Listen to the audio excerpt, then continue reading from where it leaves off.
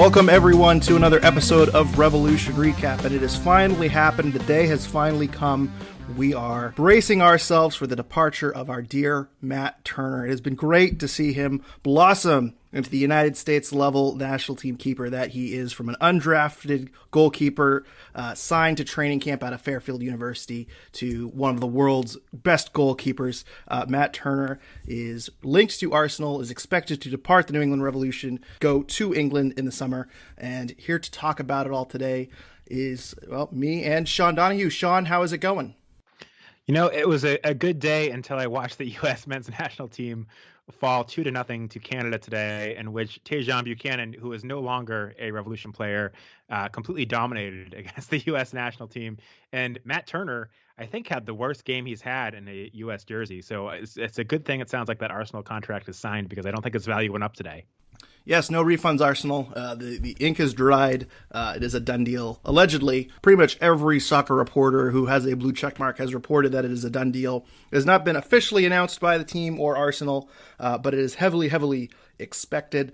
The fee has been ranged from, I believe the lowest I saw was about £5 million. The highest I saw was about £7 million. I also saw $7 million. So I'm just going to kind of pick a middle point, and the deal is somewhere around $7 million up front, with $3 million of incentives that are apparently very achievable. So this is $7 to $10 million transfer fee for Matt Turner, allegedly.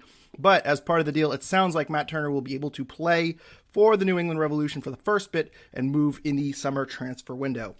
Sean, seems like this was a long time coming. I think we all knew that Matt Turner had bigger aspirations to go to Europe, and it seems like now that he is cracked in and is fighting for the starting gig with the United States men's national team goalkeeper spot, today's results aside, it seemed like this was eventually going to happen.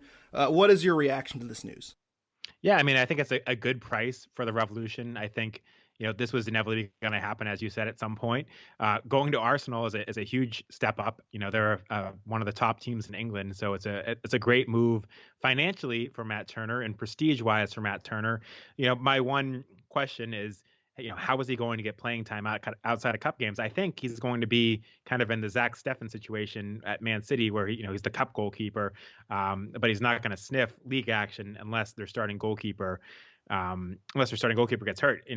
For context, they signed Ramsdale this past summer for, I think, £30 million or something around that amount. So you get the sense of 3 times what they're paying for Matt Turner, maybe more than that. And he's a 23-year-old goalkeeper that recently just got capped for England and has been named their Player of the Month at Arsenal at least twice this season since they've signed him. So he's playing really, really well. He's younger than Matt Turner. He could potentially be the future number 1 for England. It's going to take a lot for Matt Turner to unseat him. With that said, if you're Matt Turner, I don't think you can turn down, what could very well be a 10 times pay increase. And if you're the Revolution, I don't think you can turn down, a transfer fee that sounds like it's going to be more than what Columbus got for Zach Steffen. So it makes a lot of sense that with this offer on the table that both parties have accepted it. But I am concerned that Matt Turner is going to struggle to get much playing time. And I think he's a goalkeeper that, as we've seen, improves every single game because he's someone that got such a late start. There's still a lot of improvement that he's been doing. And I think it's unfortunate that while he'll have fantastic training with some of the best players in the world and improve that way, that he's not going to get a lot of game time with Arsenal. Yeah, and just for context, too, I think Matt Turner re-upped last year. He signed another contract extension with the Rebs, and he's still not paid amongst the highest paid goalkeepers in MLS. I think he's around 16th to 18th or something like that in the league. I think he's making around $350,000, and that's after his most recent extension. He just has a team-friendly contract. He came up as a undrafted free agent, and so he kind of spent some time on the supplemental roster, and kind of over time has just been signing extension after extension and getting small raises here and there. But obviously Premier League wages just are, much higher than MLS in general. And especially for goalkeepers, where it seems like, these American teams, MLS teams, try to develop American goalkeepers and try to get on kind of cheaper and cheaper. There aren't many goalkeepers that make $500,000 plus. So yeah, I think Matt Turner is certainly going to appreciate it from a financial side of things. I think he's going to get paid. The one thing I do kind of hesitate on is the playing side of it. He obviously won't get too much playing time. Sean, what's your reaction about him going to Arsenal? I mean, to me, it would make more sense, especially if he's trying to win the starting gig for the United States, to go to a different team. I figured maybe he'd end up in the Bundesliga. Maybe he'd end up with a smaller, kind of lower tier team in the Premier League. But Arsenal is really it's a giant club. And just to kind of put this into context, when I told my wife that Matt Turner was going to Arsenal, she knew it was a big deal because she's heard of Arsenal before. So, I mean, to me, I'm flat out stunned. And this move, as you said, I don't know. I hesitate, and I worry that this might not be great for Matt Turner in the long run, because even though he is getting paid, the playing time is probably going to be lacking. Yeah, and I think I agree with you completely. I think if Matt Turner wants to win the starting job for the U.S. men's national team, especially this year, I mean, he's aided by Zach Steffen being hurt again. So if Zach Steffen can't stay healthy, that changes everything. But assuming Zach Steffen's healthy, I agree. I think he needed to move to a team where he was going to be playing regularly, and that's not going to happen at Arsenal. With that said, there's no guarantee that there was another team out there that was willing to pay this type of money for Matt Turner for him to play regularly. We didn't hear many rumors about a team, maybe a mid-table Premier League club or a lower mid-table Premier League club that might have given him a chance to start right away, or a team in the Bundesliga, a team in Spain, a team in Italy that he could have had a chance to start. So without knowing that was on the table, it's kind of hard to say he should have done something different. And certainly I feel like that you might not get from a mid-table or a lower tier club. But I agree with you. He's not going to play a lot at Arsenal unless something happens to Ramsdale. Maybe the best thing that could happen for Matt Turner is that, Ramsdale, after another year or two, plays so well that an even bigger team spends a ton of money to sign him and makes an opening for Matt Turner, because otherwise I don't see where that opening is going to come from. And as a Spurs fan, disappointed to see him go to Arsenal. But when I even look at other situations that might have been better for him, and again, this was not something that we heard was on the table, so it's kind of a moot point. But hypothetically, a team like Spurs would have made a lot more sense, where they have a 35-year-old goalkeeper that's probably only got a year or two left in him, and that Matt Turner could have been a backup for a couple of years with a clear path to be a starter down the road. Because with Arsenal right now, there is no clear path to being a starter. He's backing up a much younger keeper that's an English international that's what they bought for a lot more money. So again, we don't know of any other opportunities that were on the table that he could have taken to actually get playing time. So with all of that said, it would have been very hard for him to turn down this chance to play for Arsenal, even if there is no clear path. And we all know that Matt Turner is someone that believes very highly in himself and has proven himself so many times before when he's come out of nowhere. So I'm sure in his head he probably thinks he does have a chance at some point to start for Arsenal, but it is a very big long shot. It was pointed out to me, too, that we haven't done a Tottenham 20 in a little bit, and get a quick update on Tottenham and how Spurs are doing. In 20 seconds, can you give me how emotionally conflicted you are with Matt Turner going to Arsenal? I think he's not going to play in the meaningful game. So I think I'm not conflicted, and it will actually be even more motivation for Spurs to crush Arsenal and score a lot of goals against Ramsdale to help Matt Turner's case to be the starter, is how I view it, I see. How is Tottenham doing, by the way? I have no idea, because I have not asked you how they're doing in a long time. If you'd asked me a week ago, I would have been very pleased, because they had not lost a game in, I believe, 9 games since Conte became the head coach. He was unbeaten his first 9 games with the new Spurs record, and then they promptly got crushed 2-0 by Chelsea and looked really bad last weekend. But it was going much better until last weekend. I'm going to have to start following the Premier League results again and get back in the habit of asking you how Tottenham is doing, but only when they lose. So I'll have to be better on that. I apologize to our listeners who are curious where the Tottenham 20 was. But let's bring it back to this side of the pond. Let's talk about how the Matt Turner transfer is going to impact the Revolution. And we did get some comments from our listeners on Twitter. Og says his reaction to this is similar to when the rumors started. Replacing Matt Turner and his value will be almost impossible, but we can negate that with some other additions. And then Sam Minton of the Bent Musket asked us, who do you think replaces Turner? And Paulo asked us, assuming that they use Turner bucks for a goalkeeper replacement, do you wait until he's gone, or do you bring in someone sooner? So a lot of questions here related to Matt Turner and what the Revolution do next with him leaving. What do you think the Revolution's plan is, Sean? Yeah, they've got a lot of money to play with, but with the MLS League rules, there's only so much you can do with it. They're not going to, get rid of Buxa and use a DP spot on a goalkeeper. At least they shouldn't. That'd be very stupid. They could make a trade within the league. There's a number of, veteran keepers I know the Crew a couple years ago, I can't remember if they still do, but they had two really strong really strong keepers on their roster. There's a number of things that they could do. My expectation, to be honest, is that this season they'll use Matt Turner for half the year that they have him. What's great is that they'll have him through the whole Champions League. So hopefully they can ride him to make some waves there. And then I think unless somebody who's on the roster now, unless Earl Edwards or what is it, Jacobson, the goalkeeper they drafted, Jacob Johnson Jackson. Jake, yeah, there you go. Although I like Jacobson. Johnson Jackson Jacobson. Jacob Jackson, that's right, Jacob Jackson. So unless Jacob Jackson or Earl Edwards steps up, I think it'll probably be Brad Knighton for half a year, and then the Revolution in the offseason will need to figure out what their long-term plans are. Or if Bruce Arena sees in the first 6 months of the season that he's not happy with what he's seeing from his options, maybe they trade for somebody mid-season, a veteran in MLS once Turner's off the books. I don't think they're going to make a big splash at goalkeeper. I think that money is going to be better used, somewhere else when, they're going to make a U22 initiative signing, which probably won't be a goalkeeper. Or, if Buxa leaves when they're trying to replace him, more money that can go towards that. You're not going to be able to get what you got from Matt Turner for his salary. So that is the tough thing. When you lose a guy like Matt Turner, he's at a very good salary for what he provides the Revolution. So that's Revs have a number of guys like that. DeJuan Jones, who's been very underpaid for what he provides the Revs. If he were to leave, it would be impossible to replace him for that money. Tajon Buchanan, who was on a Generation Adidas contract, that wasn't counting against the cap for the Revs. Obviously, you couldn't replace him for that money. So that's kind of the tough situation the Revs are in, where they're getting a lot of money for these guys. They can put 1 million of it, 1.05 million or something like that into GAM, so they can use that to help expand kind of their salary cap a bit. But that's about the extent of it. Otherwise, you can't use that money towards a player unless it's as a transfer fee for either a designated player or U22 guy, or to some extent for some of the discretionary TAM that you might buy. But I think goalkeeper is not a position that they're going to spend a lot of money on. I think they're going to either use what they have in house or make a trade within the league midway through the season.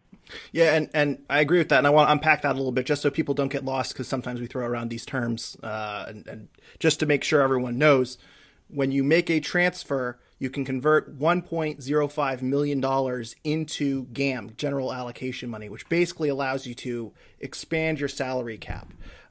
Teams there's a salary cap, and then there's allocation money that they can buy down salaries with. So with Tajon Buchanan, the really essentially his replacement was more or less Sebastian Lletget. I mean, it's not a like for like. I think Lletget fits more into a diamond, whereas Tajon is a winger. But Tajon was sold for $7 million. The Revs converted 1.05 million of that, or they can convert 1.05 million of that into allocation money.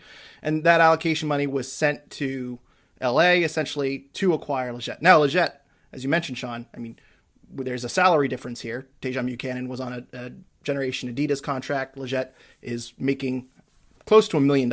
So it's going to hurt them kind of in the long run there. But there's something kind of different here with the Matt Turner situation, because as you said, goalkeeper isn't really a position. It's not like an attacker where you're going to spend a DP spot, or you're going to spend a ton of money for a top line attacker or something like that. You're not going to use a DP spot on a goalkeeper. That does not work. I think that Philadelphia did that once. I can't think of many designated player goalkeepers or high priced goalkeepers, but a lot of times they just don't work. So, you're going to sell Matt Turner, and you're going to convert 1.05 million of that transfer fee into GAM. Are you going to go out and spend $1 million on a goalkeeper? I know that LA just acquired a goalkeeper and sent, I think, about $1 million or $1.2 million or something like that for a goalkeeper. Are you going to go out and get a top of the line goalkeeper and spend that money that you can convert and bring in a new one? Or do you go with Brad Knighton? We've talked about Brad Knighton being a very good goalkeeper. He's been pretty reliable. He probably could have started for some lesser teams elsewhere around the league. Do you ride it out with him and then maybe use that $1 million of GAM on an attacking spot, on a, build out your bench a little bit, maybe go out and acquire another midfielder in the diamond to replace maybe Tommy McNamara? If Tommy McNamara is getting a lot of starts, maybe you want to increase that position. Maybe you have an injury. If Matt Polster goes down and you need a new defensive midfielder, are you going to go out and spend that GAM somewhere else and use that as a trade asset? I think that might be what you end up doing. So it's very interesting, because I think you have a very reliable goalkeeper in Brad Knighton who could handle it. There is obviously a drop off between Matt Turner and Brad Knighton. but I don't think he's the worst option in the world. Yeah, and it'll be interesting to see who is not doing well this year around the league. Because if there is a team that is struggling and a goalkeeper comes on the trade market, maybe that's where the Revs strike. I'm not saying Eloy Room will be available, but like if Columbus struggles again and they're trying to shed payroll or something like that, if the Revs offer $1.5 million worth of allocation money to go after Eli Room, do they take it? I mean, maybe. So maybe that's the way they go. But I don't see them going out and spending, TAM or a designated player spot on a goalkeeper. I think a lot of people kind of see the $7 million and say, well, we have $7 million worth of money to go after a new goalkeeper. And that's probably not what's going to happen. They're probably going to save that money for their next designated player, which I know we talked about a couple episodes ago about, when Buxa leaves or whenever the next DP spot opens up, they need to go out and spend this kind of purse they've built up and go out and get a real superstar. I think that's what they're going to end up doing here, and I think they're going to go with kind of a cheaper option. But it's going to be interesting to see them try to navigate not overspending on a goalkeeper, but finding a goalkeeper that is quality enough to replace Matt Turner. And I don't know, I'm not. It's going to be very tough. It's going to be a very, very tough balance to hit. Yeah, and we talked about it before, but one guy that it's still disappointing to me that is no longer part of the organization is Joe Rice, because he did so well for Revs 2 last year that it would have been nice to have him in the mix as Turner's possible replacement. And I agree. I think Brad Knighton is perfectly capable of filling in for 6 months this season after Turner leaves. But, he turns 37 in a week. So I don't think he's the long-term option. And, there are goalkeepers that play well under their 40s, but usually those are goalkeepers that, have been starting regularly throughout their careers and were stars. And, maybe the fact he has less games will help his body hold up better as he gets older, or maybe he won't have, the endurance necessary to go through a full season because he hasn't played a full season in a very long time. So I don't know how that's going to play out, but I think Brad Knighton is perfectly capable of filling in for Matt Turner after he leaves this season. But then I think when you go into 2023, he's probably not your long-term option. I agree. Do we both agree that right now on this roster, Brad Knighton would be the person to replace Matt Turner? I know some people think Jacobson Jacobson might replace him. And some people are throwing out maybe Earl Edwards Jr. Earl Edwards got the start yesterday. We're in agreement that Brad Knighton is the guy to take over as of right now? Yeah, I mean, I haven't seen Jackson play to make an assessment of his play. I think if he was lighting it up, that maybe he would have started this game over Earl Edwards. And I think if Earl Edwards was, playing really well, that he might have gotten some chances when Brad Knighton didn't start well last year in his first appearance. So I think Brad Knighton's the guy. I'm like I've said before, I'm surprised Earl Edwards is still on the roster. But the fact that he started this first game and that they did bring him back, I guess he was under guaranteed contract, but the fact that he is back, there's some faith in him. But I would be surprised if it wasn't Brad Knighton.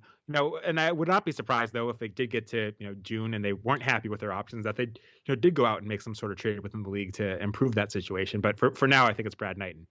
In a weird way, it almost hurts. I mean, it doesn't hurt the Revs, but in a weird way, you'd almost want to see Brad Knighton play a little bit. I wonder if they're going to give Brad Knighton some spot starts here and there to see how well he does, to see if that influences their decision when the summer window opens.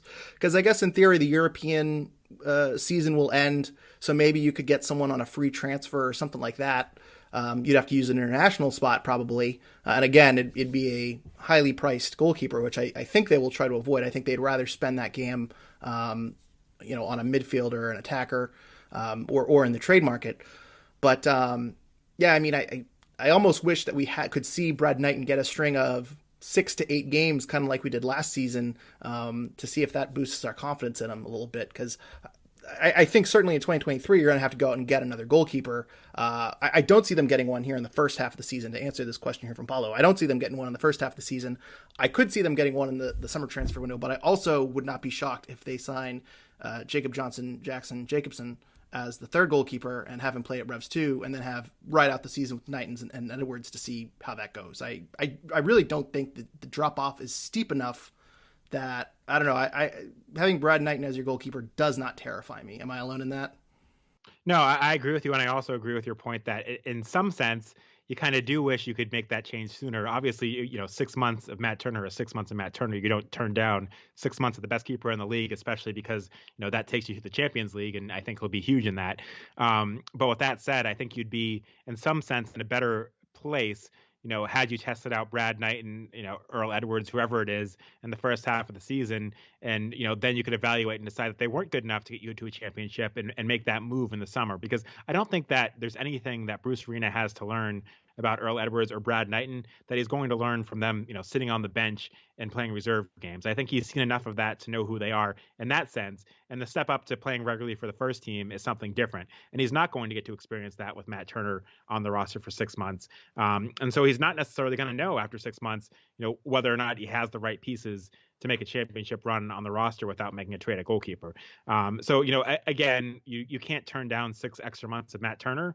Matt Turner is going to be huge for the Revs. They're going to, gain more points because he's there, and I think they're going to have a much better chance in the Champions League because he's there. But to some extent, it does hurt you long term because you don't necessarily know what you have going into the stretch at the end of the season and going into the most important games and going into the playoffs. If you had to bet money on it, what do you think the Revs do? Do you think they just go out and buy another goalkeeper in the summer? If I were to bet money, I'd say Brad Knighton's the starter for the second half of the season, and they reassess things next year, and maybe Jacob Jackson performs really well and he becomes a starter, or maybe Earl Edwards is this hidden gem that I think is 30 years old now and hasn't really started anywhere and somehow is a late bloomer. But I think that this year they're probably going to stick with the goalkeepers that they have on the roster.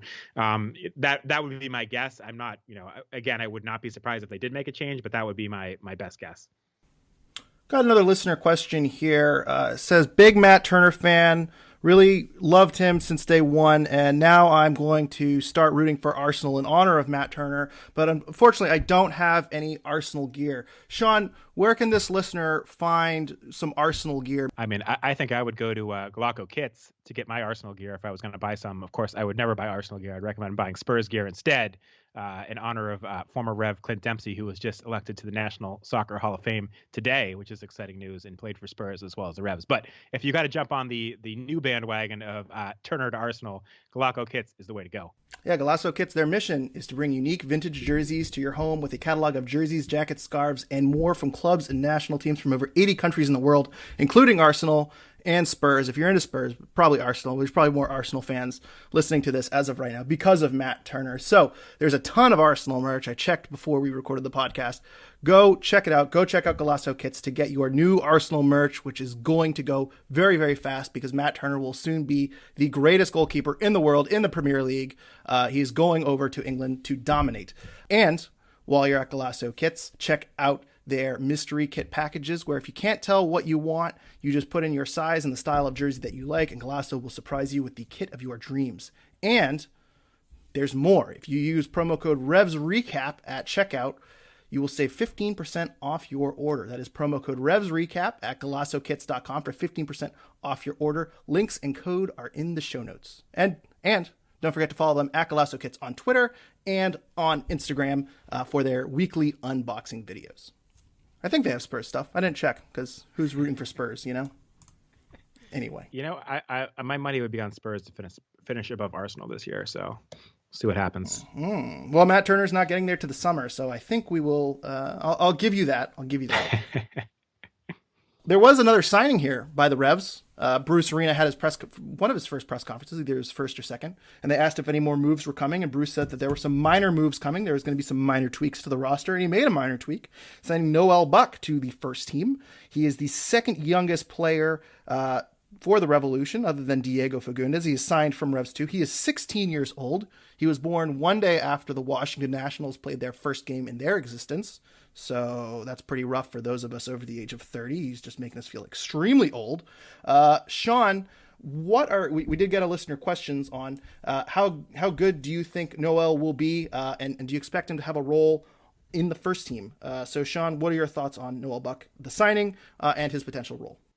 Yeah, I mean, I think he was the best player in the Revs Academy for them to sign at this point. I think it's a very exciting signing for the Revolution.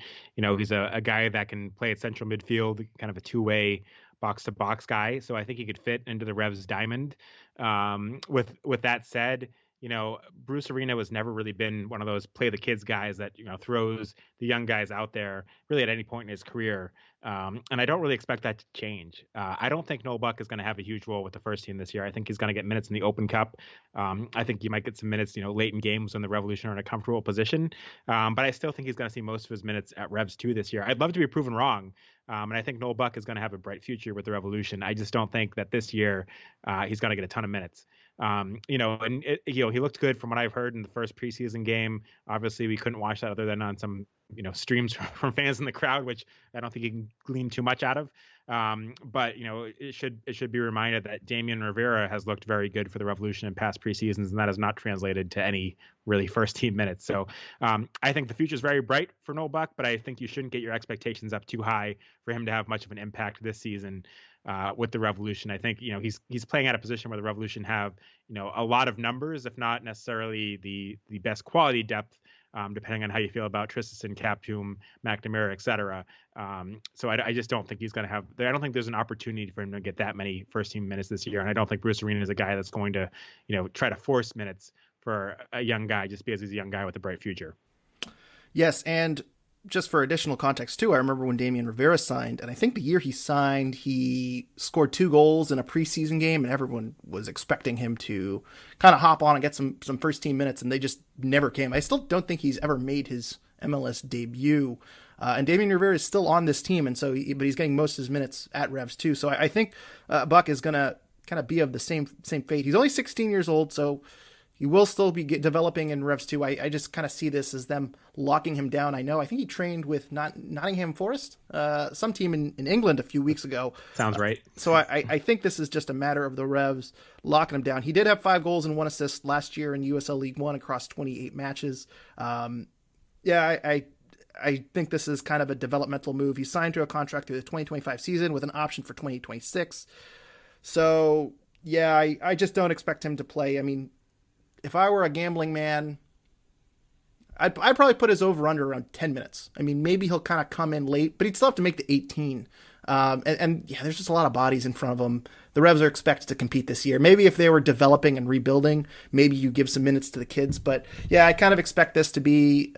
Sorry, I should say in the MLS season. I do expect him to make some appearances in the U.S. Open Cup, which is coming back this year. Maybe we will see him in the Champions League just because the first couple of games in the Champions League are probably going to be walkovers. They really shouldn't be that difficult, and maybe you want to give Buck a start in 45 minutes just to kind of get him in tune with everyone else. But I do not expect him to play a huge amount. This is probably going to be a signing for the future looking ahead.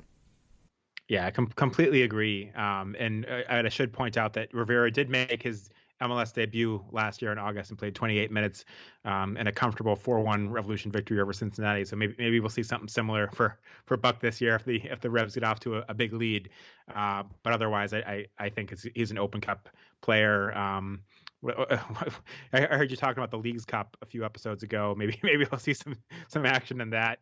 That's probably more likely than Champions League, but we'll see. Yeah, Leagues Cup. That is my interest in Leagues Cup has not increased since that episode. One more thing too, we should note while we're talking about some Revs 2, there are a couple of players over in California. The Revs sent 4 Revs 2 players to California for preseason. Buck, who is now signed, Ryan Spalding, who I believe they should sign, and we'll kind of get back into a reason on why they should soon. Connor Presley and Jake Rosansky are all training with the senior team. So if the Revs make another signing, I would say Spalding, Presley, and Rosansky, who I'm probably mispronouncing his name, they might be the next contenders, is kind of training for a spot on the supplemental roster there. And then on top of that, there is more Revs 2 news, and I am going to mispronounce this name horribly. I probably should not even try this, but Esmir Bazranktarevic. That is as close as I'm going to get. I am so sorry if that is way off. But another 16-year-old for Revs 2 has been called into US U20 camp.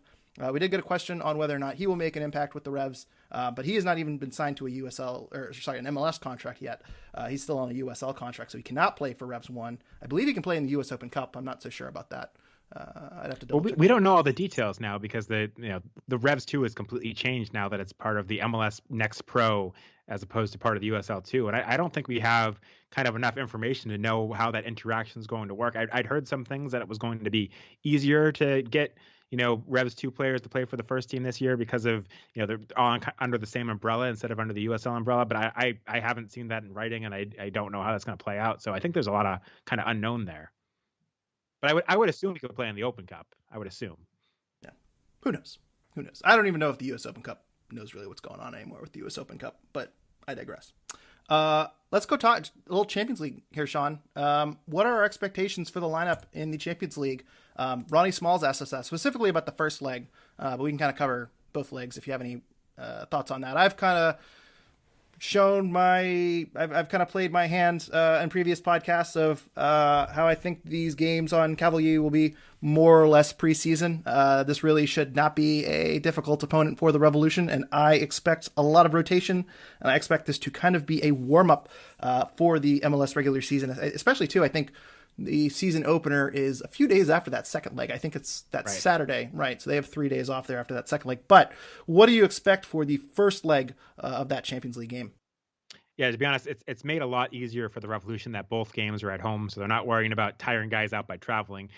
I see no reason why the Revolution shouldn't play their best 11 in that first game. Hopefully, run up the score and then rest everybody for the second leg, so they're 100% for Portland. That's the tact I would try to take, and so I would assume that knowing what we know now, assuming Adam Buksa isn't sold in the next couple of weeks, which I think is probably not going to happen, could change though. I would say Adam Buksa, Gustavo Bo up top. Carles Gil behind them. I think in your midfield, you're going to have Sebastian Lletget. And the one question mark is who's next to Sebastian Lletget? Was McNamara was your regular starter last year. We saw Cap Toom get some minutes and Tristison get some minutes in the first preseason game. Is one of them going to overtake Tommy McNamara? I don't know. That's my question mark. I'm going to go with McNamara right now, the safe choice, but I wouldn't be shocked if that's a position that ends up being Cap Toom. Matt Polster behind them. Your standard defense, Andrew Farrell, Henry Kessler in the center, Brandon By on the right, DeJuan Jones on the left, Matt Turner in goal. I don't see any reason why you shouldn't play your starting 11 in that game. And playing a competitive game with your starting 11 a week before the season starts is probably a good thing to get you ready for that first game of the regular season, and might help you even more than a preseason game because it's a game that actually matters. And ideally, you win that game by a lot of goals. And, the game before the Portland game, you play your B team and see what they can do. And hopefully, that works out and you're very comfortable. And then you have a fully rested team for Portland. I think that's your ideal situation. Do you think they potentially run out the starting 11? Because I know Bruce last year would ride, there was a lot of fixture congestion, and at certain points that he kind of rolled the same lineups out week after week, and or into midweek games. Do you think there's a possibility that if it is, I'll say 2-0 in the first leg, you think he runs out his first team again? Yeah, I think if there's any doubt going into the second league that he does run out the first team again, and then maybe by halftime he's pretty comfortable and he makes 2 or 3 subs to take Carles Gil out, Gustavo Bo, kind of the older players that you're worried about injury concerns and that are most important. But again, I think that's what you're hoping doesn't happen. You're hoping you put it away in the first leg and don't have to worry about it.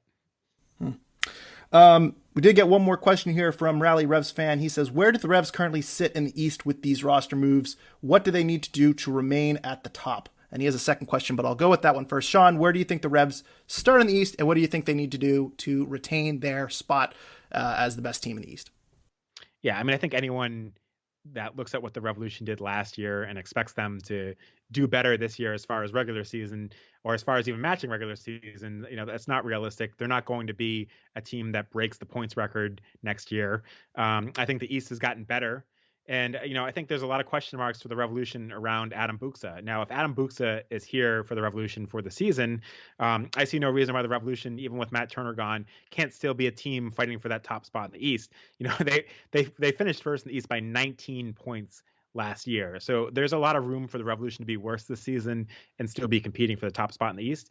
And I expect if Adam Buksa sticks around that they will be, but I do think it's going to be a very competitive battle at the top. Toronto FC, I think, is going to be better in 2023 more than 2022, but just Bob Bradley being their coach, even before Insigne comes, is going to make them a much better team. I think Atlanta started the season poorly last year and got better towards the end. I think they'll be better next year. I know they've still got a lot of challenges with their roster, but just knowing how much they spend, I think they're going to be good this year.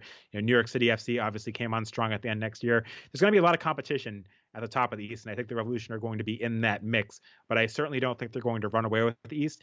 And if Adam Buksa leaves, then things become a ton more challenging unless Bruce Arena has something up his sleeve to bring in another designated player to fill that spot right away. Because I think the Revolution without Adam Buksa and without Matt Turner, are more of a bottom tier playoff team than a team fighting for the top spot. Yeah, and Tajon Buchanan. That's another. And Tajon Buchanan. And the one thing I will say is I see a lot of people saying, when are the Revolution going to replace Tajon Buchanan? You said it earlier. Sebastian Lletget is the replacement for Tajon Buchanan. And no, it is not a like-for-like replacement because Tajon Buchanan is, one of the best wingers in the league. And we saw how good he could be against the U.S. today. But Sebastian Lletget fills the same spot as Tajon did in the diamond, but it fills it more comfortably because Sebastian Lletget is actually more of a central midfielder, which is what the diamond requires. So I'm assuming the Revolution play the same formation as they did last year. And if that's the case, it is Lletget that slots right in for Tajon Buchanan. And to be honest, I think fits that spot better than he did. That's not to say Lletget is a better player than Tajon Buchanan. It's just to say he's a better central midfielder than Tajon Buchanan. If you're saying wingers, Tajon is certainly a much better player on the wing than Lletget is. But I think that's your Tajon Buchanan replacement in the lineup. And I think the Revolution are just fine with that. But everything you have to look at different if Adam Buksa is gone, because the whole diamond works because of Adam Buksa and Gustavo Bo up top. And I think if you take Buksa out of that equation and don't find an adequate replacement, there's a lot of question marks about this Revs team. Yeah, we'll get to kind of the depth at striker in a little bit here too, because I agree with everything you said. I think that the way the Revs drop in the standings, you mentioned the gap between first and second, and the Revs lost to the eventual MLS Cup champion and penalty kicks, which is more or less random, but they went 2-1-1 against the eventual MLS Cup champion last year. Nashville is going to the West, and they're being replaced with Charlotte. No one in the East really has made big jumps on the Revs in 2022. I mean, I really don't think the Revs could easily finish first right now. If this is the team they go in with their for the season, I think they could be first, even without Tajon, even with Turner for half a season. If they keep Buksa for the full season, yeah, the Revs are certainly close to first place. These are updated MLS Cup odds. I'll just run through the Eastern Conference teams. The Revs are currently 7-1 to win MLS Cup. New York City FC is 10-1. And then below that, you have Atlanta, 16-1. Colorado, Los Angeles, Philadelphia is 16-1. Columbus is 20-1. New York, 20-1. I mean, which one of these teams? Orlando is 25-1. Toronto is 25-1. Miami is 40-1. None of these teams really scare me. So I think a lot of people they see Tajon leave, and Lletget had a bad season last year. I think they expect a big drop off in quality there, but as you said, I think Lletget fits the diamond a little bit better, and I think Bo and Buksa really work well in the diamond. I think Carles Gil kind of works well in that diamond. I know he's a bit of a roaming player, but I think they are committed to going with the diamond, and I think Lletget is the Tajon Buchanan replacement, and I think he'll be fine. Will they get 73 points? No. Will they have as successful a season as they did last year? No. They won't break the MLS points record. But I gotta say, if the Revs don't finish in the top three and they keep Buksa all season, something has gone wrong. Because I do not see them falling massively down the standings page unless there is a big injury, unless Buksa is sold and they do not replace him. I'm not worried at all. Yeah, and the one team that stands out to me again is Toronto, is that they're the big wild card, because you look at what Bruce Arena did to a Revolution team that was really struggling and kind of overnight made them a playoff team. I think Bob Bradley is capable of doing the same thing to Toronto, and Toronto has the added benefit of having owners that are willing to spend whatever it takes to make that team successful, including buying out really big contracts, spending insane amounts on Insigne. They just signed Carlos Salcedo, who's going to anchor their back line. I don't know how good that Toronto team is going to be this year. I'm sure they're going to be very, very good in 2023. But, with Bob Bradley can have the same impact on a team that Bruce Arena can. He's that good of a coach. So just for that alone, and knowing that they're going to spend the money to be successful, whatever that takes, I think Toronto is a team to watch out for the Revs this year. But I don't see any reason why the Revolution, again, assuming Buksa stays, can't be challenging for first again. Yeah, and no injuries. Because if Carles Gil goes down, then, okay, we can talk about borderline playoffs. We can talk about, losing games at home to an inferior opponent. But right now, I just don't see any excuse. So, well, that is a huge point, because I don't think their depth is necessarily good enough to see them through if they do have a serious injury to Carles Gil. And, even though Carles Gil was out for a while last year, I think the Revolution did get relatively lucky with injuries. They didn't have too many serious injuries last season overall. They were relatively healthy. And the other thing too, which really bothers me, is the Revs did not do anything in the summer transfer window last year. If they're selling Matt Turner and they're getting an additional $1 million in GAM, I mean, when Bruce gets resources, he spends them.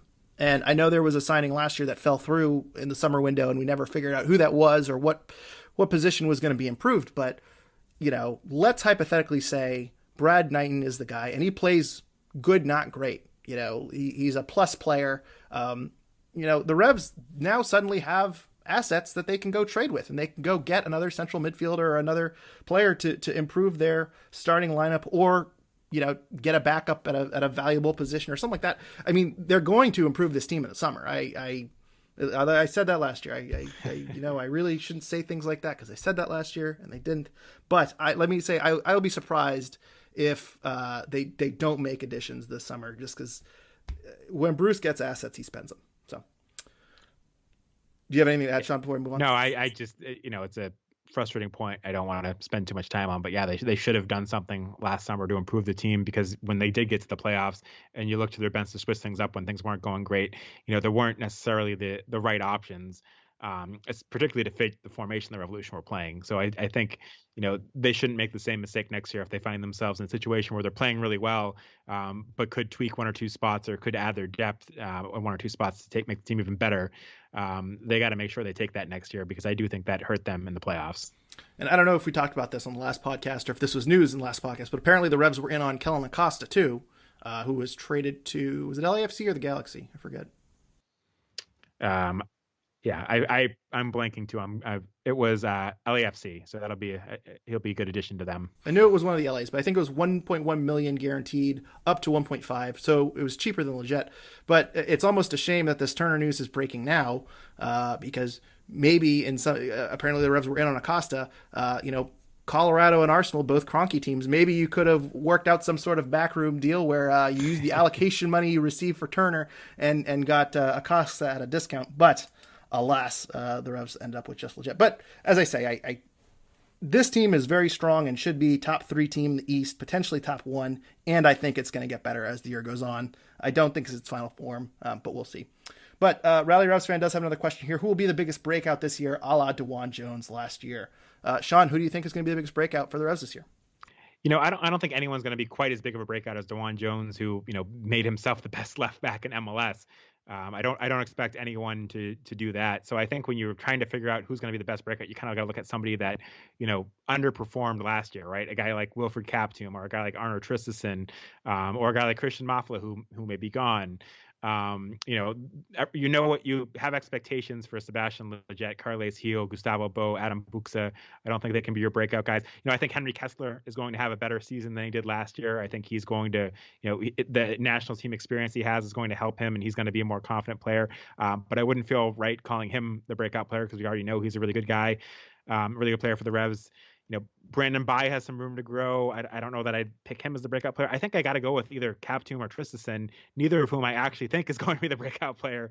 But I have to look at somebody like that. So maybe I'll say Tristison's going to have a better year this year and be the breakout player. I guess at the same time I could say Brad Knighton, if he's playing every day, could be the breakout player. But I'm going to go with Tristison with a very low confidence level, but also a very high confidence level of saying that nobody is going to make the leap that DeJuan Jones made to becoming like the best player at their position in the league this year. Yeah, the two names that hopped out to me was Kaptoum and Tristison. I think Tristison disappointed last year. I could see him kind of fulfilling the expectations we originally had for him. But also Kaptoum had some moments last year. He kind of had some flashes where he had some good dribbles, some good ball possession. And I don't know, I could certainly see if Kaptoum comes in healthy, I could see him competing for that starting spot. But again, I'm kind of with you where I err on the side of caution, and I'm not too optimistic. The only other name that I'll say that I think really could have a breakout season is Brandon Bai. And he's got that right back slot kind of, locked down. I don't think anyone's really challenging him for that right back spot right now.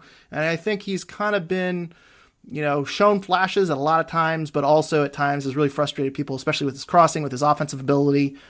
If the Revs kind of go with this diamond formation and really rely on the wingbacks, I could see a situation where Brandon Bai is able to get up a little bit more, kind of score with his head a little bit more. Maybe, I could see him getting some more assists with his crossing if that kind of comes up and meets his potential. Because there have been times he's floated in some really, really nice crosses. He's just not consistent with it. So I could see Brandon Bai really turning in a great, great season. But my dark horse is Ryan Spalding if DeJuan Jones does get sold, which I don't think is going to happen. But that's my dark horse pick if DeJuan Jones was to get sold. Of course, or Jacob Jackson Jacobson if he signs his first team contract. He still has not been signed to an MLS contract. I do expect him to sign a contract now that Matt Turner is leaving, and I think the Revs, worst case scenario, they just carry four goalkeepers if they want to go and get another one. But I do expect them to sign him to an MLS contract now, just kind of coming full circle. But I don't think he's starting. But if he does, you never know. You never know. Maybe he's the next diamond in the rough. So. You talked about Ryan Spalding. Christian Mafla is right now the backup left back, but not expected to be for long. He did not travel to California with the team. He is in New England shoveling snow like the rest of us. And the reason why is because apparently there are some reports coming out of Colombia that he is tied to Deportivo Cali. Apparently it is a loan. I did not find confirmation on that. I think that is a rumor. I don't know if it's a report or a rumor, but yeah, Christian Mafla might be going down to Colombia. Sean, what are your thoughts on the Christian Mafla to Colombia rumor? Yeah, I mean, I've talked about him before as a potential buyout candidate for the Revolution. I think he's a guy that they never should have signed. I think it's, a Revolution historical practice of signing guys that have lengthy knee injury histories. And, he has that list.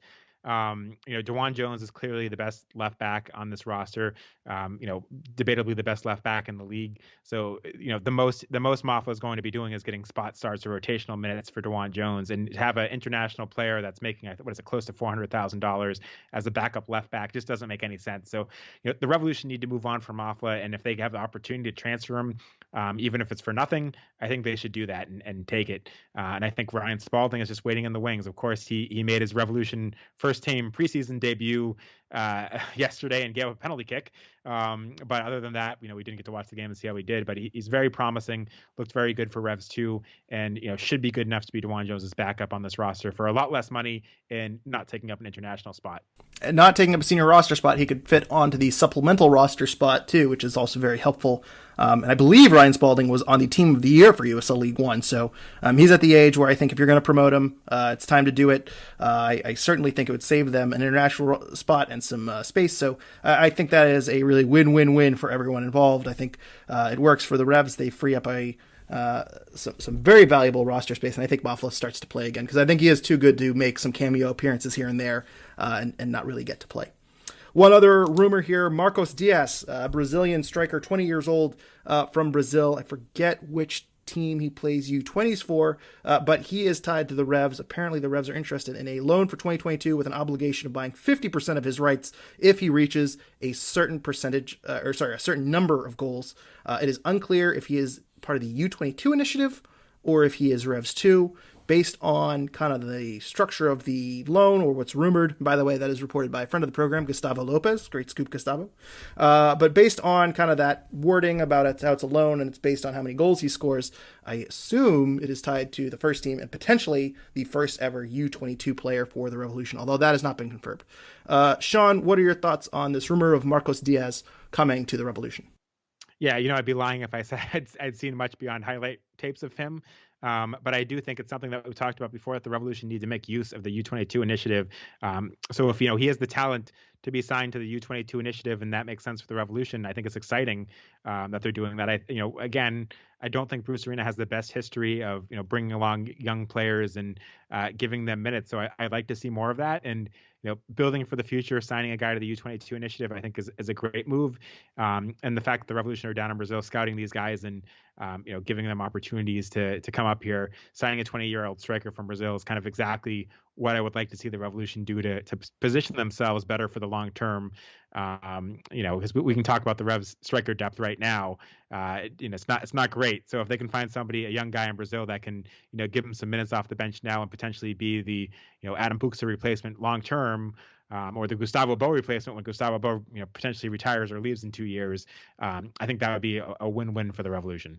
Yeah, can we talk about the depth of the striker position? Because I will say we've been kind of optimistic about the Revs and their chances here, but I wanted to very specifically say, assuming there is no injuries, because I think if Buxa or Bo goes down, you can probably expect a little bit of regression. I don't know if they're both going to be involved in the Golden Boot race, but if one of them goes down, I really don't know who is taking over those minutes. Teal Bunbury has been traded to Nashville.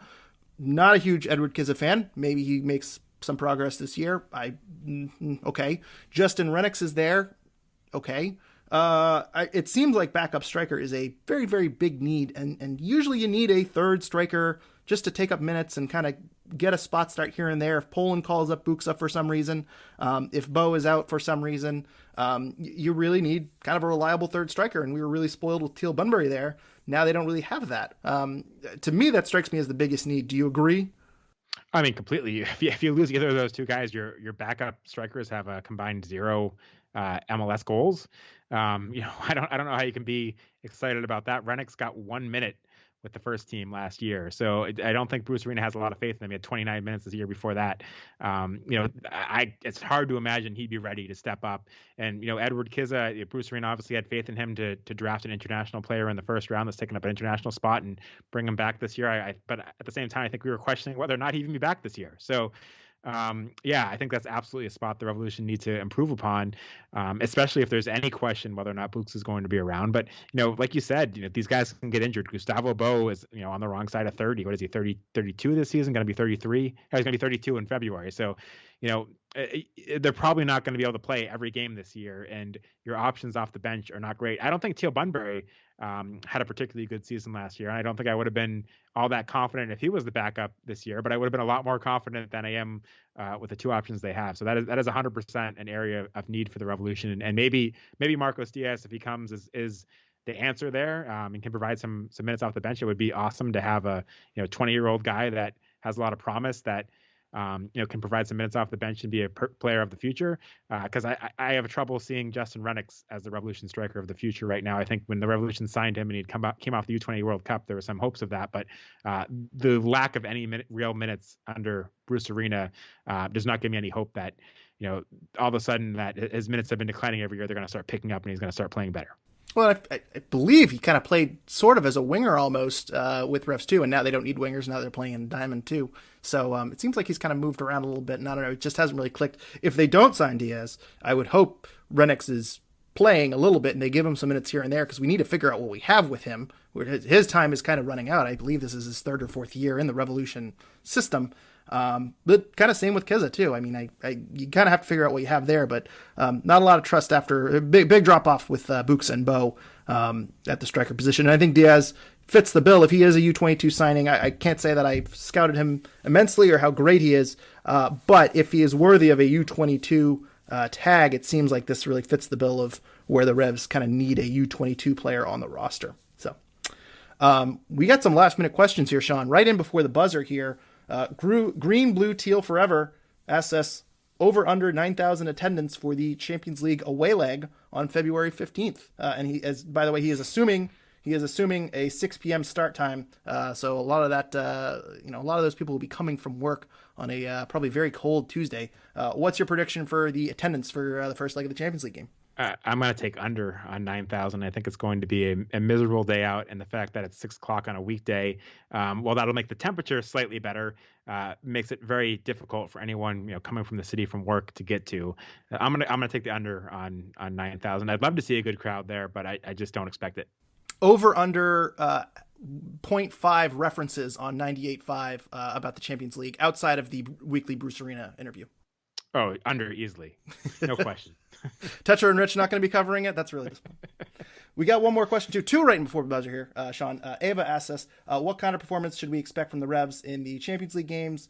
We kind of covered that, but we'll go, I think she means beyond the first round. Do we have a chance for better or worse? And what do we know about the teams we're up against? We talked about Cavalier a little bit a few episodes ago, and I went through their roster. I believe they have a few players that are in the Haiti national team pool, but also as a comp, Zach Haribo is in there. And so I believe Cavalier is probably going to play similarly to a maybe USL League One or championship team. So the Revs should really kind of, as I alluded to earlier, they really should walk over them, especially with 2 home legs. Cavalier will be making the travel, and so you certainly hope the Revs kind of take care of business. I really don't expect this to be much of a fight. And the other thing, too, is a lot of their season was canceled last year, so they're probably not in great form. But beyond that, you have Saprissa and Pumas. I expect Pumas to beat the Revs in the second round. Sean, any thoughts here? I agree with you. I think the Revolution absolutely needs to get past the first round.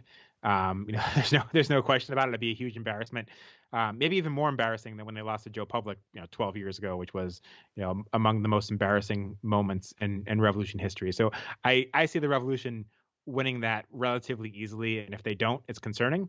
But then I think it's probably going to be Pumas in the second round. The Costa Rican teams haven't been as scary in the Champions League as they have been in the past. I think Philadelphia beat Saprissa something like 5-0 over 2 legs last year.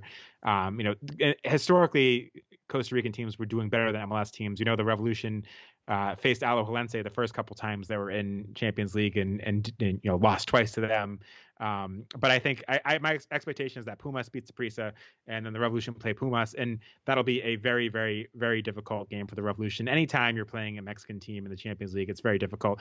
Pumas didn't have the best year last year. I think they were a mid-table Mexican team, but if they can beat Pumas, that'd be huge. And then, likely in the semifinal, they'd face another Mexican team, either Santos Laguna or Cruz Azul, unless, CF Montreal, who I still want to call the Montreal Impact, were to get an upset. I don't know. I think winning the first round is a must for the Revolution, and then anything after that is kind of a bonus.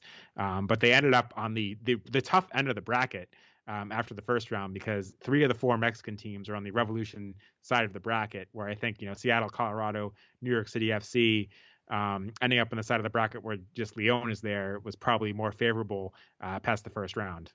Yeah, Sean, you kind of went through 3 of the 4 teams there in the bottom part of the bracket. You mentioned Montreal and the 2 Mexican teams. Really no respect for Forge FC coming out of that side of the bracket. I don't know. It's those Canadian Premier League teams, man.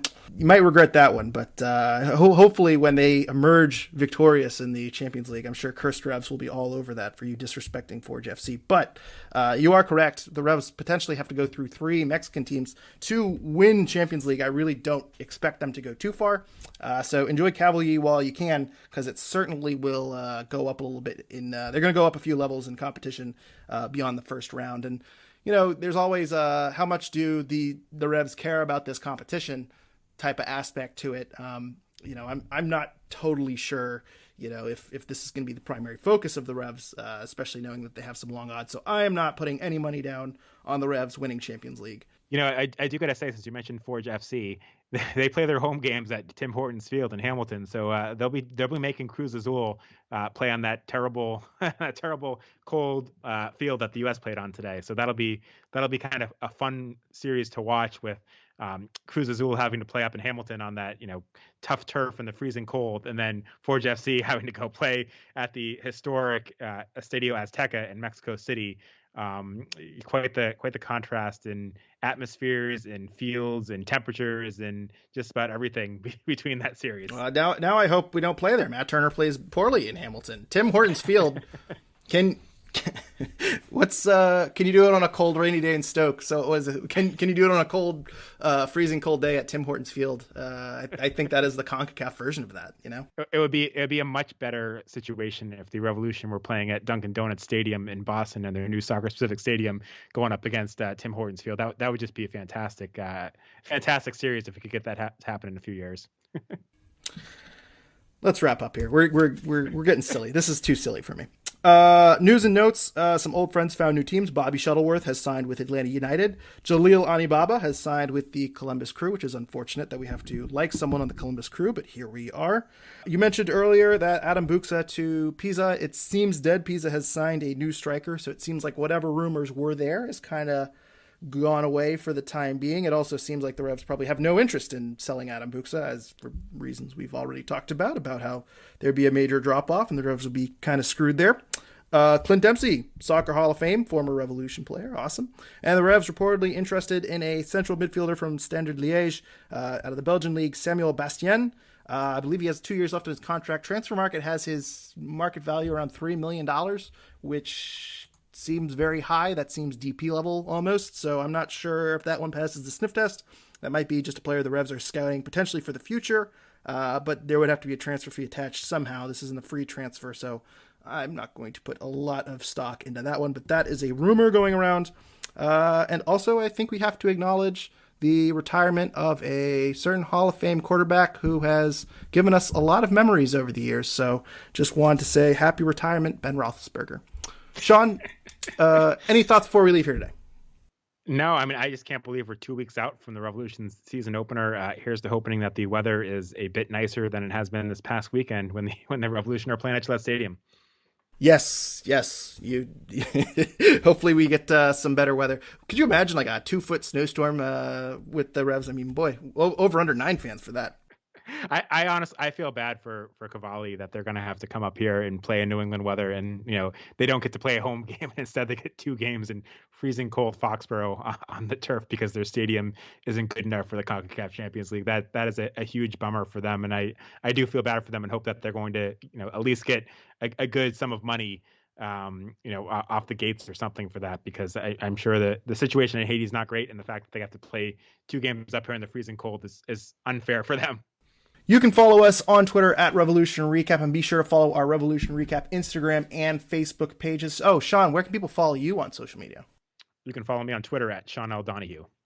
And also be sure to follow our partners, The Bent Musket, on Twitter at The Bent Musket, and follow their work online at www.thebentmusket.com for great year-round coverage of the Revolution, one of the only online publications that follows the Revs year-round, just like us. And be sure to check out our sponsor, Golasso Kits, at GolassoKits.com, and follow them on Twitter and Instagram as well. And be sure to use promo code RevsRecap for 15% off your order of all that Arsenal gear that you are going to buy. And also, please make sure you are subscribed on iTunes or wherever you are listening. Please rate and review us 5 stars. You can now rate and review on Spotify. So Spotify listeners, please make sure you take the time, kind of scroll around, try to figure out where exactly to review and give us a 5-star review so we can get some over there. It helps people looking for Revolution content find it. And yeah, we will be back when more stuff happens. I imagine we'll get one more podcast in before the Cavalli games. I assume there will be some more news between now and then, but you never know. One would hope. One would hope. Maybe that Marcos Diaz signing does come through. But either way, we will be back soon. Until then, thank you everyone for listening, and go Revs.